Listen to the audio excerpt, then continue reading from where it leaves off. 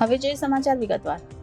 સુરત શહેરના માજી deputy mayor doctor Ravindra Sukhlal પાટીલના ધર્મપત્ની શ્રીમતી ડોક્ટર મંગલા રવિન્દ્ર પાટીલના જન્મદિવસની પવિત્ર શ્રાવણ માસ અને પ્રકૃતિ સંવર્ધન ઉદ્દેશ્યથી 1000 તુલસીના રોપાનું વિતરણ કરી ઉજવણી કરવામાં આવી.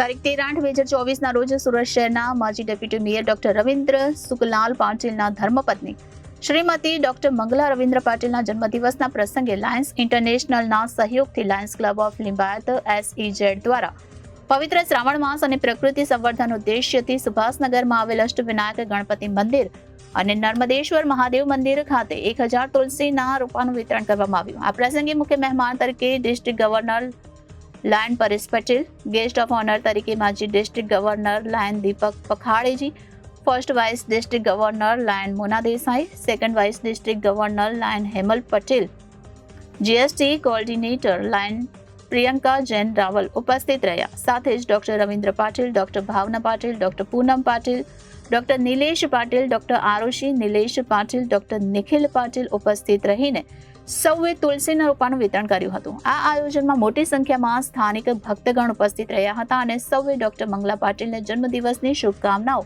પાઠવી હતી તેમજ એમના સ્વસ્થ અને દીર્ઘાયુ માટે પ્રાર્થના કરી.